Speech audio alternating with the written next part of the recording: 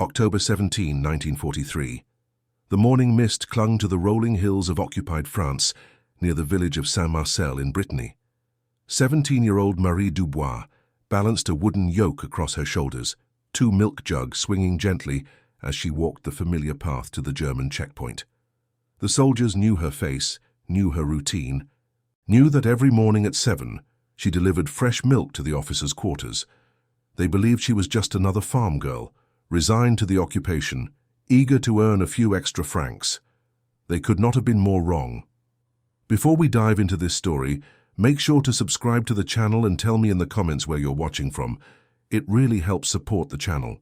What those soldiers did not know was that Marie's innocent milk deliveries would become one of the most audacious acts of resistance in occupied Brittany, a carefully orchestrated operation that would change the course of local resistance efforts and demonstrate that courage often came from the most unexpected sources. Marie had not always been part of the resistance. 6 months earlier, she had been exactly what she appeared to be: a simple farm girl who rose before dawn to milk cows, churn butter, and help her aging father manage their small dairy farm. The war had seemed distant then, something that happened in cities and on battlefields far away. But everything changed on April 9, 1943. That was the day the German patrol came to their farm looking for her older brother, Jacques. The family had learned just hours before that Jacques had been identified as part of a local resistance cell. Marie's father, Claude Dubois, a weathered man of 62 who had survived the Great War, had faced down the patrol commander with quiet dignity. Jacques was not there. He had vanished into the countryside 2 days earlier, warned by sympathetic villagers. But the German forces had not believed Claude's denials. Marie still remembered every detail of that morning.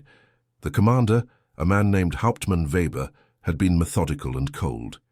He had ordered his men to search every building, every barn, every storage shed. When they found nothing, Weber had turned his attention to the dairy operation itself. With deliberate calculation, he had ordered his soldiers to smash every milk jug, overturn every butter churn, and release their 6 dairy cows to wander. It was not violence in the traditional sense, but it was devastation nonetheless. Standing in the ruins of their livelihood, Marie had watched her father's shoulders slump in defeat. The farm had been in their family for 4 generations. Without the dairy equipment and with their cows scattered, they faced financial ruin. But Weber had not been finished. He had looked directly at Marie and made an offer that was really a threat. The farm could receive new equipment and reclaim their cows if Marie agreed to deliver milk to the German garrison each morning. She would be paid. Of course, it would help the family survive, and it would demonstrate their loyalty to the occupation. Marie's father had started to refuse, but Marie had placed her hand on his arm and accepted.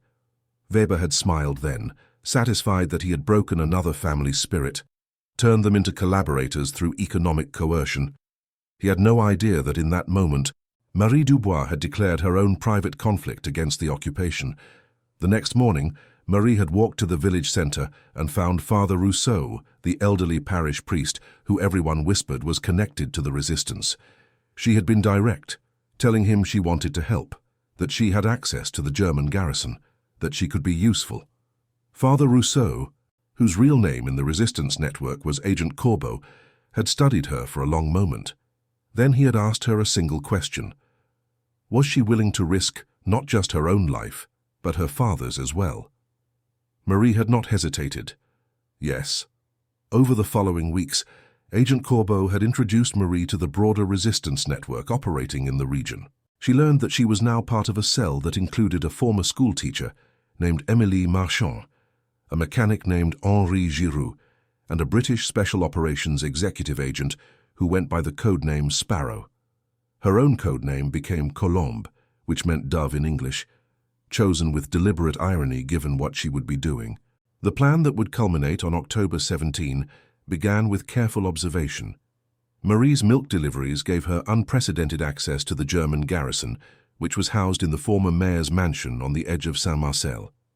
The garrison consisted of approximately 30 soldiers, part of a security unit tasked with monitoring the local population and guarding a critical crossroads that connected several villages. More importantly, the garrison served as a way station for officers traveling between larger command posts. Every morning for 4 months, Marie had walked through the checkpoint, exchanged pleasantries with the guards, and delivered her milk jugs to the kitchen. She had smiled, practiced her broken German, and played the role of a simple farm girl grateful for the work. All the while she had been counting soldiers, counting vehicles, noting arrival times and departure schedules, memorizing the layout of the building, observing which rooms were used for what purposes. She had learned that 12 soldiers formed the primary guard unit, rotating in 4-hour shifts. Another 15 provided general security and administrative support. The remaining 3 were officers, including Hauptmann Weber, who had taken up residence in the mansion's master suite. She had learned that the guards at the checkpoint changed at 6 in the morning and again at 6 in the evening. She had learned that the kitchen staff, 2 local women who had accepted work out of necessity, arrived at 5:30 each morning to prepare breakfast. Most critically, she had learned about the Tuesday morning meetings. Every Tuesday at 7:30, Weber held a briefing session in the ground floor study. All 3 officers attended, along with the senior enlisted personnel, typically 8 to 10 soldiers depending on who was available. They would crowd into the study, reviewing intelligence reports, discussing partisan activity, coordinating with other garrisons. The meetings typically lasted 30 to 45 minutes, and during that time, the mansion's ground floor was relatively empty except for the 2 guards posted at the main entrance. The information Marie gathered flowed back to the resistance through a carefully maintained network. Each evening she would visit the village church, ostensibly for prayer. Father Rousseau would be there, and Marie would recite a memorized series of observations. The priest's remarkable memory meant nothing was ever written down during their brief encounters. Later, he would transcribe the intelligence and pass it through other channels to the resistance leadership. By September, Agent Sparrow had become convinced that the garrison represented a target worth considering. The British operative, whose real name Marie never learned, had explained that eliminating the garrison would disrupt German communications in the region and, more importantly, send a message that the resistance remained active and capable. But the challenge was significant. A direct assault would require more fighters than the local resistance cell could muster, and any attack would likely result in devastating reprisals against the civilian population. That was when Émilie Marchand, the former schoolteacher with a degree in chemistry, had proposed an alternative approach. What if the operation did not look like an attack at all? What if it appeared to be an accident? The plan that emerged was audacious in its simplicity. Emily explained that she could create a compound using materials available from agricultural supplies and some components that could be obtained through the resistance's supply networks. The compound would be odorless, colorless, and highly potent. It would not be explosive in the traditional sense, but rather would produce a rapidly expanding toxic gas when mixed with a catalyst. The catalyst, Emily noted with dark humor, was warm milk. Marie would carry the compound to the garrison in false-bottom milk jugs. The jugs would appear completely normal, weigh the correct amount, and pass any casual inspection. Once inside the kitchen, Marie would pour the milk into the large containers used for the officers' breakfast, as she did every morning. But on the designated day, she would first pour in the compound from the false bottom. The warm milk would trigger the chemical reaction, but slowly giving Marie time to leave the building. Within 10 to 15 minutes, the gas would begin to fill the ground floor, concentrating heavily in the enclosed study where the Tuesday morning meeting took place. The beauty of the plan was its deniability. The compound would dissipate within hours, leaving minimal trace. The German authorities would likely attribute the incident to some kind of accidental gas leak, perhaps from the mansion's aging coal heating system, or from improperly stored chemicals, even if they suspected sabotage, proving it would be nearly impossible. And critically, because it would not involve explosions, fires, or visible violence, the occupation forces would have less justification for harsh collective punishment of the village. But the plan also carried enormous risks for Marie personally. She would be inside the building when the reaction began. She would need to maintain her composure, complete her delivery routine, and exit naturally without arousing suspicion. If anything went wrong, if a guard noticed something unusual, if the reaction occurred faster than expected, Marie would be trapped inside with the toxic gas. There would be no escape, No rescue, no second chances. The date was set for October 17 because intelligence indicated that a high-ranking officer from the regional command was scheduled to visit the garrison that morning and would be attending the Tuesday briefing. Taking out not just the local garrison leadership, but a senior commander would maximize the operation's impact. On the evening of October 16, Marie met with the resistance cell in the basement of Henri Giroud's mechanic shop. Agent Sparrow had reviewed the plan one final time, looking at Marie with an intensity that made clear the weight of what was about to happen. The British agent had asked if Marie wanted to withdraw, if she wanted someone else to carry out the delivery. Marie had shaken her head. This was her operation. She knew the garrison, knew the routine, knew the guards' faces and habits.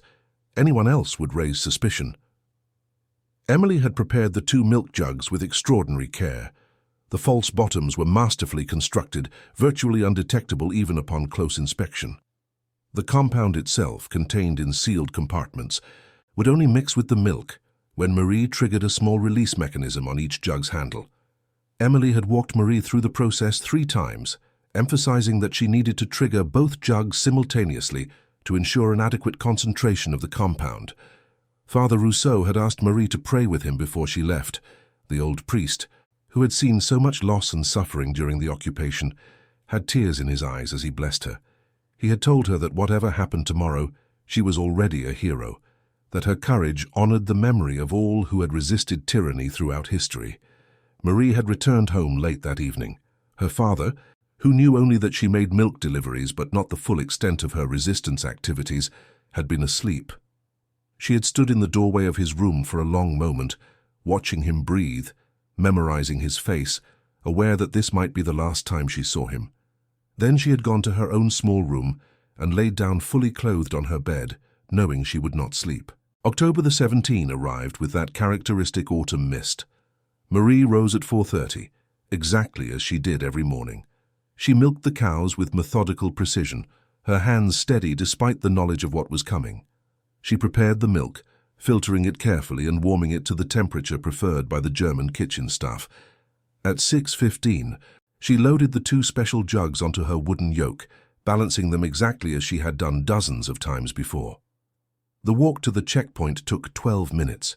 Marie had timed it so often she could navigate the path blindfolded. As she approached, she saw Franz and Otto, 2 guards she had come to know by name over the months of deliveries. Franz was 20 years old, from a small town near Munich. Otto was slightly older, 24, and had worked in a bakery before the conflict. They were not monsters. They were young men caught in circumstances beyond their control, doing what they had been ordered to do. Marie felt a complicated mix of emotions as she approached them: pity, anger, regret, resolve. Franz smiled as she approached, calling out his usual greeting in broken French. "Good morning, milk girl, on time as always." Marie returned his smile, responding in her practiced broken German. "Always on time for you, Franz. The breakfast is important, yes?" Otto checked her identity papers, the same papers he had checked countless times before.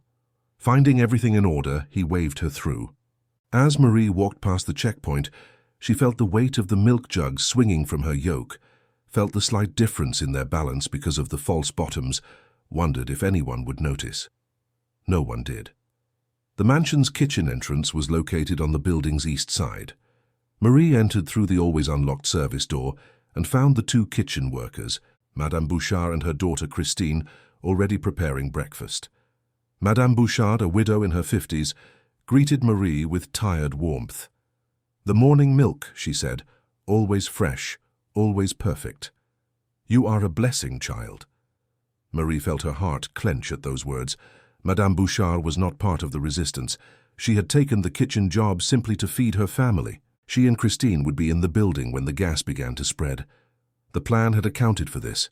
Once the compound was deployed, Marie would need to convince the 2 women to leave the building immediately, to invent some excuse that would get them out before the gas reached lethal concentrations in the kitchen area. Marie lifted the yoke from her shoulders and placed it on the wooden counter, exactly as she did every morning. She reached for the first jug, her fingers finding the small trigger mechanism on the handle. This was the moment. Once she activated the release, There was no going back. She pressed the trigger on the first jug. Nothing visible happened. The mechanism worked silently, allowing the compound from the false bottom to mix with the milk. Marie reached for the second jug and triggered its release as well. Both jugs now contained the mixture. According to Emily's calculations, the warm milk would activate the compound slowly at first, then more rapidly. Marie had approximately 15 minutes, maybe 20, before the gas concentration became dangerous. She picked up the first jug and walked to the large metal container where the milk for breakfast preparation was stored. Her hands remained steady as she poured. The milk flowed naturally, showing no sign of the compound mixed within it. She emptied the first jug completely, then returned for the second and repeated the process. Both jugs emptied into the container, which held roughly 10 liters of milk total. Madame Bouchard was busy cutting bread and did not pay close attention to Marie's movements. Christine was tending to a pot on the stove. Everything appeared perfectly normal, just another Tuesday morning delivery. Marie set down the empty jugs and glanced at the kitchen clock, 7:03 in the morning. The officers' meeting would begin in approximately 27 minutes. The gas would start becoming noticeable in perhaps 12 to 15 minutes, but the dangerous concentrations would build up more rapidly in enclosed spaces. The study, where the meeting would take place, was smaller and had poor ventilation.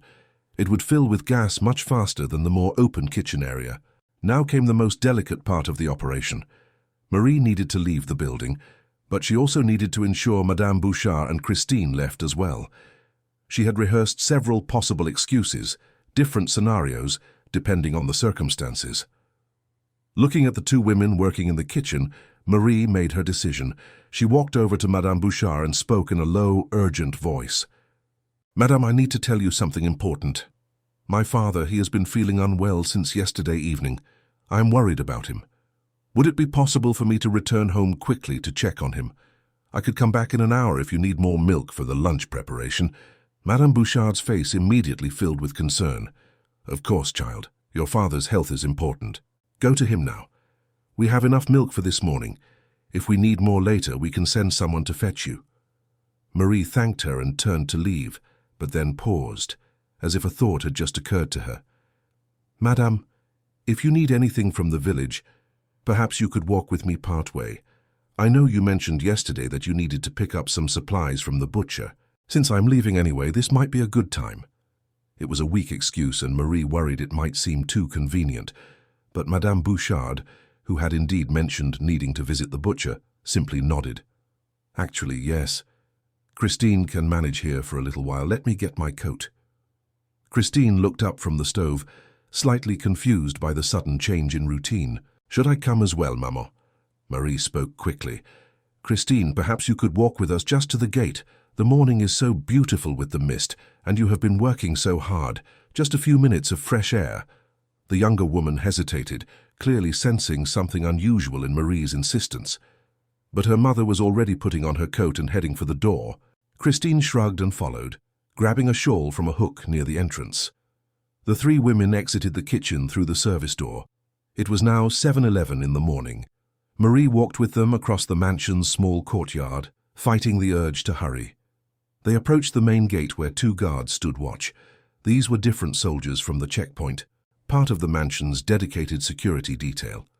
They recognized Marie and the kitchen workers and made no move to stop them as they walked through.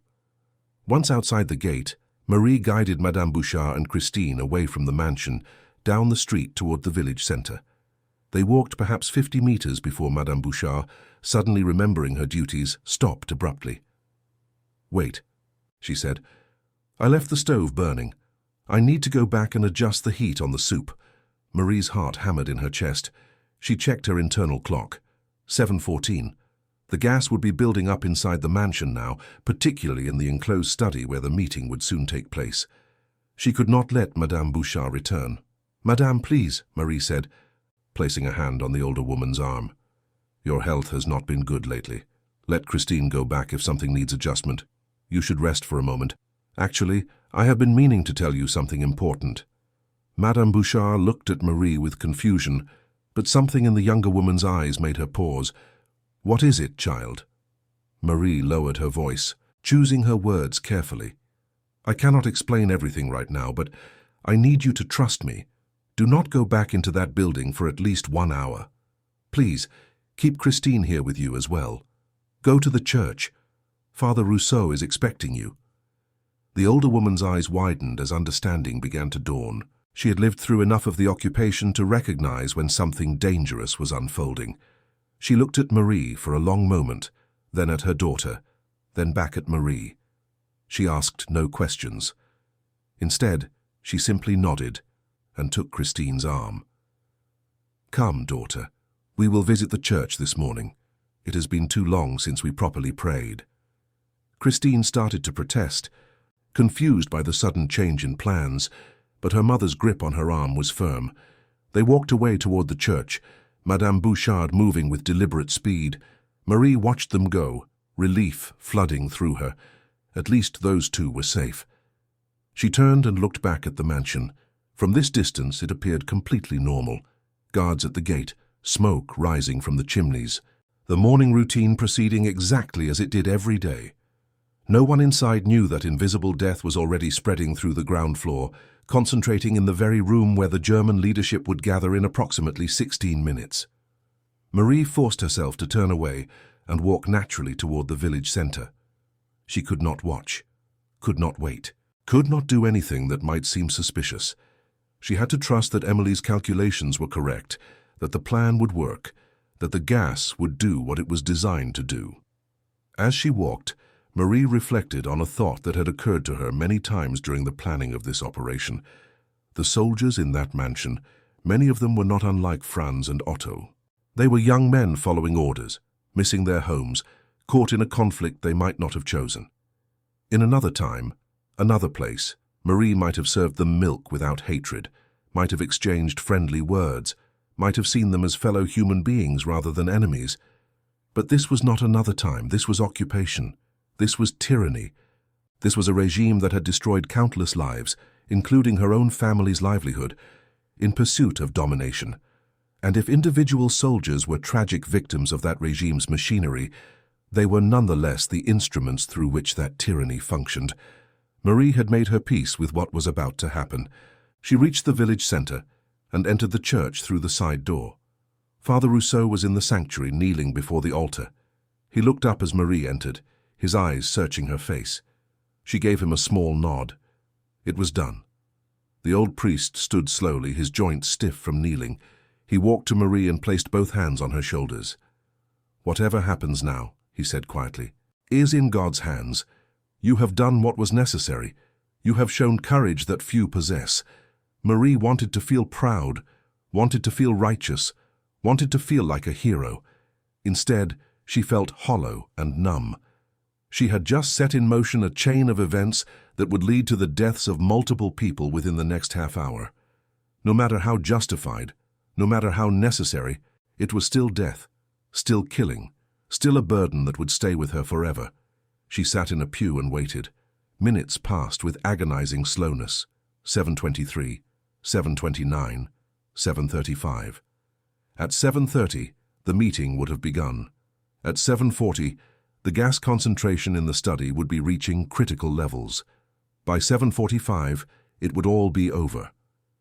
Marie found herself praying not for success but for forgiveness, for the souls of the men who were about to lose consciousness and never wake up, for her own soul, which felt stained by what she had done, for the world to somehow find its way back to sanity. At 7:52, they heard the first sounds of alarm from the direction of the mansion. Shouts, running footsteps, confusion in German voices carrying through the morning air.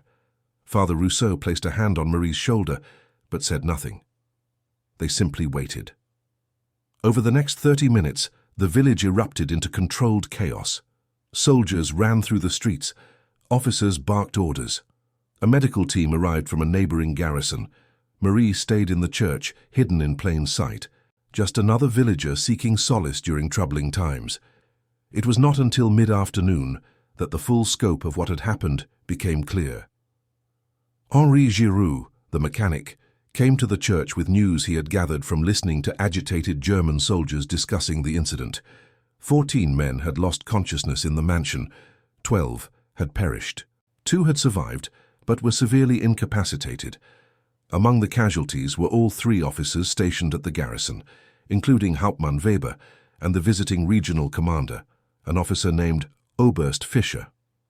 The German authorities were investigating multiple theories. Some suspected a coal gas leak from the heating system. Others thought perhaps stored chemicals had somehow released fumes. A few suspected sabotage, but could find no evidence of explosives, no signs of forced entry, no indication of how such an attack could have been carried out. The mansion's kitchen had been thoroughly investigated. The remaining milk in the storage container had been tested and showed nothing unusual, because the compound had long since dissipated. Madame Bouchard and Christine were questioned extensively about why they had left the building that morning. Madame Bouchard, showing remarkable composure, explained that she had needed to visit the butcher and that Marie had mentioned her father's illness. The Germans questioned Marie as well, asking detailed questions about her morning routine. Marie had answered honestly about everything except the false bottoms in her milk jugs, which she had already disposed of in a nearby river. Her story matched Madame Bouchard's perfectly because it was essentially true. In the end, the German authorities concluded that some kind of accidental gas leak, possibly from improperly maintained heating equipment or stored chemicals, had caused the tragedy. The mansion was sealed and declared unsafe. The remaining garrison personnel were transferred to other locations. No reprisals were carried out against the village, because the incident appeared to be an accident rather than an act of resistance. The psychological impact of the incident rippled far beyond Saint-Marcel. Word spread through the occupation forces that even routine, safe locations could suddenly become dangerous. The apparent randomness of the incident created a sense of vulnerability among the soldiers, a feeling that nowhere was truly secure. It was exactly the kind of uncertainty that eroded morale and made occupation duty even more difficult. For the resistance, the operation became a model for how small cells could achieve significant impact without triggering massive retaliation. The technique Emily had developed was shared through resistance networks, though the specific compounds and methods remained closely guarded secrets. Agent Sparrow reported back to the Special Operations Executive that creative, non-traditional approaches could be just as effective as conventional military operations and often carried lower risks to civilian populations. Marie continued her life in Saint-Marcel, though she never delivered milk to the Germans again. The garrison was not re-established, and the mansion remained empty for the remainder of the occupation. She told her father the truth of what she had done only after the conflict ended in the summer of 1945. Claude Dubois had wept when he learned of his daughter's courage, not from joy but from the painful knowledge of the burden she had carried alone. After liberation, Marie struggled with what she had done. The hollow feeling she had experienced in the church on October 17 never fully went away. In 1949, Marie married Henri Giroux, the mechanic who had been part of her resistance cell. They had 3 children and ran the dairy farm together, eventually expanding it into one of the more successful operations in Brittany. Marie rarely spoke of her wartime activities, even as other resistance members were celebrated and honored. She accepted a medal from the French government in 1951, but kept it in a drawer, not displayed. Émilie Marchand, the schoolteacher who had designed the chemical compound, returned to teaching after the conflict ended. She never published or discussed the details of her wartime chemistry work, considering it too dangerous to allow such knowledge to spread. She did, however, become a passionate advocate for science education, believing that technical knowledge should be used for construction and healing rather than destruction. Father Rousseau, Agent Corbeau, continued serving his parish until his passing in 1963. His funeral was attended by dozens of former resistance members who had worked with him during the occupation. Many of them learned for the first time how many different operations the old priest had coordinated, how many lives he had saved, how many risks he had taken. He was buried in the churchyard of Saint-Marcel, his grave marked with a simple stone that bore no mention of his resistance work, exactly as he had requested. The 2 milk jugs that Marie had used on October 17 were never found. She had thrown them into the river that same afternoon, watching them sink into the murky water, taking with them the physical evidence of what had occurred. The false bottoms, so carefully constructed by Henri and Émilie, dissolved over time, leaving no trace of their existence. Hauptmann Weber's family in Germany received a letter stating that he had perished in an accidental gas leak while serving in France. They never learned the true nature of his passing. The same was true for the families of the other soldiers who lost consciousness that morning. In the vast accounting of casualties from the conflict, 14 men in a French mansion were a minor footnote, barely worth mentioning in official histories. But for the people of Saint-Marcel, October 17, 1943, marked a turning point. It was proof that resistance was possible, that the occupation forces were not invincible, that ordinary people could fight back against tyranny in ways that protected their community. The incident inspired other acts of quiet resistance throughout the region, small actions that individually seemed insignificant, but collectively made occupation more difficult and costly for the German forces. Marie Dubois lived until 2007, reaching the age of 81. In her final years, she agreed to be interviewed by a historian documenting resistance activities in Brittany during the occupation. She provided a full account of the October 17 operation, speaking clearly and without apparent emotion about the details of what she had done. When the historian asked if she regretted her actions, Marie had been silent for a long moment. Then she said something that captured the moral complexity of resistance during occupation. "I do not regret that I acted," she said. "The occupation was evil, and resistance was necessary. But I do regret that action was necessary. I regret that the world had become a place where a 17-year-old farm girl had to carry poison in milk jugs. I regret that young men like Franz and Otto had to suffer for the crimes of their leaders. I regret all of it, but I do not regret that I had the courage to do what needed to be done." The historian noted that Marie's eyes were wet with tears as she spoke those words, even more than 6 decades after the events. The weight of what she had done, the moral burden of necessary violence, had never fully lifted. She had lived a good life, raised children, contributed to her community, found moments of joy and peace. But a part of her remained forever in that church on October 17, 1943, listening to the sounds of alarm from the mansion, knowing that her actions had just changed everything. The story of Marie Dubois and the milk jug operation remained classified for many years after the conflict ended, part of the broader secrecy surrounding special operations executive activities and resistance methods. When it was finally declassified, it became a subject of both admiration and ethical debate. What remained undeniable was the courage required to carry out such an operation. For Marie herself, the legacy was more personal and complicated.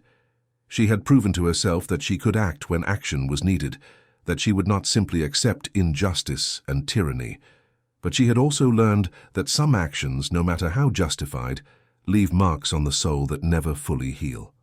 In her last interview, when she was 80 years old, Marie was asked what she wanted people to understand about her story. She thought for a moment before responding. "I want people to understand that resistance is sometimes necessary," she said. "But I also want them to understand that resistance is costly. It costs the people who fight even when they survive. It costs something essential, some piece of innocence or peace that can never be fully recovered. We should honor those who resist tyranny, but we should also work to create a world where such resistance is never necessary.